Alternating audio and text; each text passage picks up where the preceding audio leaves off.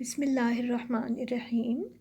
Students, ये आपके लिए ज्योग्राफ़ी का लेक्चर नंबर 17 है, जिसमें कि हम चैप्टर नंबर 11 से मुताल्लिक़ मालूमात हासिल करेंगे। ये चैप्टर हमने लास्ट लेक्चर में स्टार्ट किया था, जिसमें कि हमने बरआज़म जनूबी अमेरिका, साउथ अमेरिका का इंट्रोडक्शन देखा था। आज हम देखेंगे साउथ अमेरिका की फ़िज़ियोग्राफ़ी, यहाँ के तबई खदोखाल के बारे में मालूमात हासिल करेंगे। Physiographic divisions of South America. South America चूँकि एक काफ़ी बड़ा बरआज़म है, आपने देखा कि ये दुनिया का चौथा वसी तरीन बरआज़म है, लिहाजा यहाँ पर मुख्तलिफ़ वैरायटी पाई जाती है। ज़मीन के मुख्तलिफ़ खदोखाल के अंदर लैंड फॉर्म्स एक दूसरे से काफ़ी ज़्यादा मुख्तलिफ़ हैं। तो ओवरऑल इसे 3 बड़े लैंड फॉर्म्स में डिवाइड किया जाता है, 3 बड़े तबे खदोखाल में तकसीम किया जाता है। लैंड फॉर्म्स तो बहुत सी हैं, लेकिन जो फिजियोग्राफिक डिविजन्स हैं वो 3 हैं। Physiographic divisions of South America. Number 1, पहली बड़ी फिजियोग्राफिक डिवीज़न है western folded mountains of Andes और द वेस्टर्न कॉर्डिलेरा, यानी सिलसिला एंडीज़ के मगरिबी मलफूफ़ा पहाड़। ये यंग फोल्ड माउंटेन्स हैं जो कि अल्पाइन दौर में तश्कील पाए, तकरीबन 20 मिलियन साल कबल समंदर की तह से उभर कर वजूद में आए। चूँकि ये एक तवील सिलसिला है जो हमें बर आज़म की मगरिबी जानिब इसके इंतहाई शुमाल यानी बहरे कैरेबियन से लेकर जुनूब में खलीज हॉर्न तक फैला नज़र आता है। लिहाजा इसको स्टडी करने के लिए हम दोबारा से इसे 3 ही हिस्सों में तकसीम करते हैं: नॉर्दर्न एंडीज़, शुमाली एंडीज़, सेंट्रल एंडीज़, वस्ती एंडीज़ और सदर्न एंडीज़ यानी कि जनूबी एंडीज़। और इनकी डिटेल्स हम इंशाल्लाह आहिस्ता आहिस्ता आगे देखते जाएंगे। इसके बाद जो दूसरी बड़ी फिजियोग्राफिक डिवीज़न है, जो कि यहाँ के ईस्टर्न पार्ट पर मुश्तमिल है, ईस्टर्न माउंटेन्स और दूसरे बराज़म पे पाए जाने वाली हाईलैंड्स और प्लेटो रीजन्स पर ये मुश्तमिल है। Number 2 is eastern mountains and highlands of Guiana, Brazil and Patagonia, यानी कि मशरक़ी पहाड़ और गियाना, ब्राज़ील और पैटागोनिया की सतह मुर्तफ़ा। अब ये भी चूँकि काफ़ी बड़े रकबे पर मुख्तलिफ़ पार्ट्स में फैली नज़र आती हैं, लिहाजा इन्हें भी जब हम स्टडी करेंगे तो 3 पार्ट्स में डिवाइड इन्हें हम करते हैं और सेपरेटली इन तीनों को स्टडी करते हैं, यानी गियाना हाईलैंड्स और प्लेटो, ब्राज़ीलियन हाईलैंड और प्लेटो एंड द पैटागोनियन प्लेटो। ठीक है बेटा। और जो तीसरी बड़ी फिजियोग्राफिक डिवीज़न है तबे खदोखाल में जनूबी अमेरिका में, वो है यहाँ पर बहुत ही ज़्यादा अहमियत रखने वाले central flood plains and basins. अच्छा, ऐसा है कि यहाँ पर दुनिया का एक बहुत ही बड़ा दरिया पाया जाता है जिसे कि अमेज़न रिवर कहते हैं, और अमेज़न का जो बेसिन है ना वो बहुत ही ज़्यादा वसी है, लिहाजा इसको भी तफसील से अलहदा पढ़ा जाता है।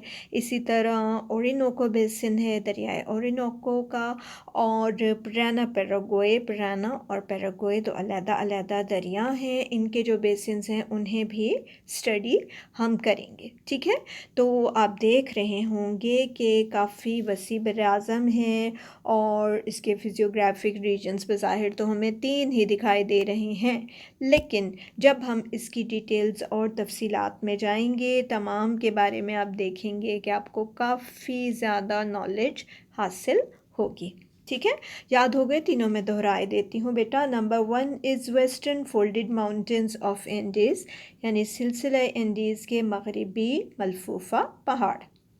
Number 2, eastern mountains and highlands of Guiana, Brazil and Patagonia, मशरक़ी पहाड़ और गियाना, ब्राज़ील और पैटागोनिया की सतह मुर्तफ़ा। And the third one, central flood plains and basins, वस्ती नशेबी मैदान, ठीक है, वस्ती नशेबी मैदान।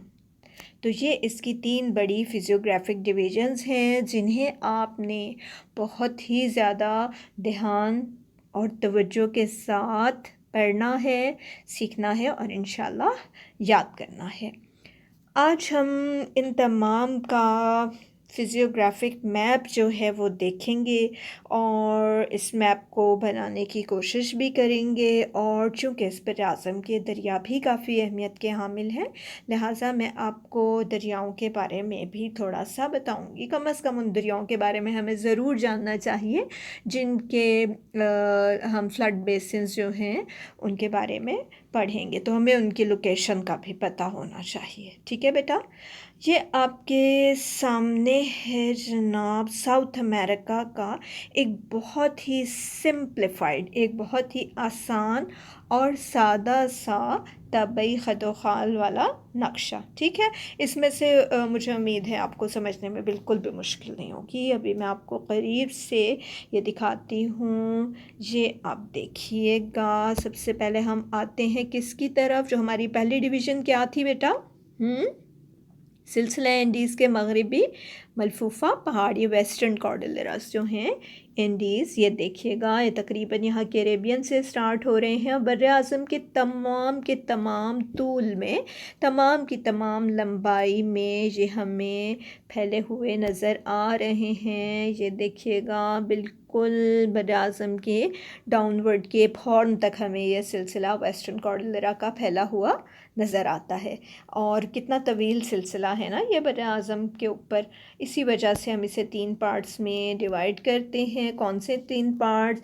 एक हम देखेंगे इसका शुमाली हिस्सा, एक हम देखेंगे इसका वस्ती हिस्सा और एक इसका जनूबी हिस्सा। और इन तीनों मुख्तलिफ़ हिस्सों में पाए जाने वाले मुख्तलिफ़ खदोखाल के बारे में भी इंशाअल्लाह जानने की कोशिश करेंगे। दूसरा है जी मशरिक़ की तरफ आ जाते हैं। जो मशरिक़ की तरफ जो पहाड़ी इलाका मौजूद है या यहाँ पे जो हाईलैंड्स हैं उनके बारे में हम जानेंगे। ये आप देख रहे हैं गियाना हाईलैंड्स, ये मैं आपको एनलार्ज करके दिखाती हूँ बेटा। ये देखिएगा आप, यहाँ पे ये गियाना हाईलैंड्स हैं, ये यहाँ पे ब्राज़ीलियन हाईलैंड्स हैं और तीसरी जो हाईलैंड्स हैं वो साउथ में हैं। These are known as the Patagonian highlands और द पैटागोनिया प्लेटो। ठीक है, तीनों मालूम हो गए ना?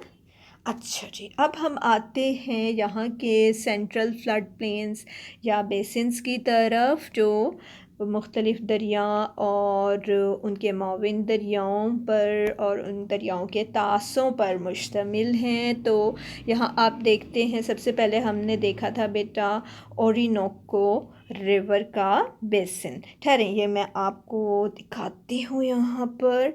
ये जो मैंने साथ में एक आपको ब्लैंक सा मैप दिख रहा है ना बेटा, ये रिवर्स का मैप है और ये मैंने इसीलिए स्पेशली आपके लिए लगाया है ताकि आपको रिवर्स की पोजीशंस जो हैं वो समझ आ जाए। काफ़ी सारी चीज़ें एक ही मैप में आ जाए ना, फिर अचानक से समझ नहीं आती हैं। अलहदा से इसको देख लीजिए, ठीक है। ओरिनोको बेसिन, ये ओरिनोको रिवर है, ठीक है, और इसके बेसिन को हम स्टडी करेंगे, ओरिनोको बेसिन। दूसरा बहुत ही बड़ा दरिया, ये है ना, यहाँ पे ये आपको नज़र आ रहा होगा, ये यहाँ से स्टार्ट हो रहा है, ये यहाँ पे आपको कितने सारे इसके साथ फिर ये माविन दरिया मिलते हुए इसके नज़र आ रहे हैं। ये है जी रिवर अमेज़न, ठीक है। तो अमेज़न का बेसिन भी बहुत बड़ा है और दुनिया में इसकी बहुत ज़्यादा अहमियत है। साउथ अमेरिका में तो अहमियत है ही, पर वर्ल्ड में भी ये एक ख़ास अहमियत का हामिल रिवर है। अच्छा, इसके अलावा जो हम रिवर बेसिन्स पढ़ेंगे वो हमने देखे पराना एंड पैराग्वे बेसिन्स। ये आप देख रहे होंगे, ये पराना रिवर है ना, और इसके साथ ही यहाँ से आकर मिल रहा है पैराग्वे रिवर, ठीक है।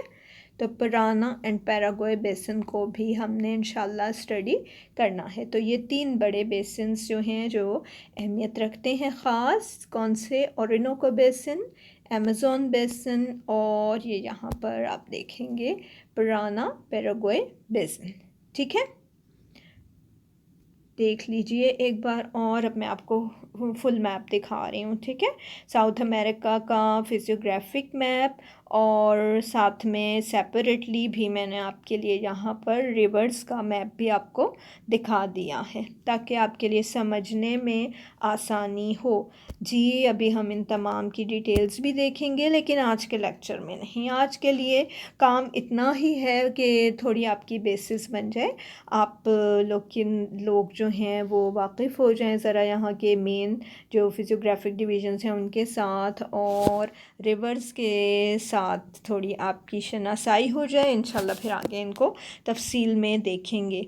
ये है बेटा आपकी एक्सरसाइज सवालात हैं, आपकी बुक से लिए गए हैं।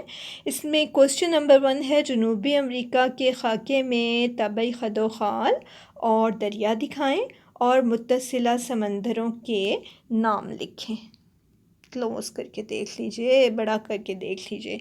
क्या करना है जी, आपने ड्रॉ करना है एक आउटलाइन मैप साउथ अमेरिका का, जिसमें साउथ अमेरिका की फिजियोग्राफिक डिविजन्स दिखानी हैं और उसके रिवर्स दिखाने हैं, और जो एडजेसेंट ओशंस या सीज़ हैं व्हाटएवर दे आर, तो उनके अपने नाम भी लिखने हैं। ठीक है, और ये सारी चीज़ें बेटा आपको मैप से मिल जाएंगी। इस वाले मैप में भी हैं, और जो चीज़ इस मैप में नहीं है वो आप इस मैप से देखकर इसके अंदर पुट कर सकते हैं, इसके अंदर ड्रॉ कर सकते हैं। ठीक है, तो आज आपका इतना ही काम है और बहुत ज़रूरी काम है, इसीलिए मैं आपको आगे मज़ीद डिटेल्स नहीं दे रही हूँ, क्योंकि जब तक आपको ये तबई खदोखाल की लोकेशन मालूम नहीं होगी, इनकी एक्सटेंशन मालूम नहीं होगी, और तब तक आपको ये अच्छी तरह समझ में नहीं आएंगे। तो ये मैप जो है ये आज ही बना लीजिए, और ना सिर्फ बना लीजिए बल्कि इसके प्रैक्टिस कर लीजिए, इसको याद कर लीजिए। तो इंशाल्लाह नेक्स्ट लेक्चर में हम 1 बाय 1 जो है इन फिजियोग्राफिक डिविजन्स को डिटेल्स में पढ़ेंगे। ठीक है, यहाँ तक आप अपने काम को मुकम्मल करके रख लीजिए। Thank you very much.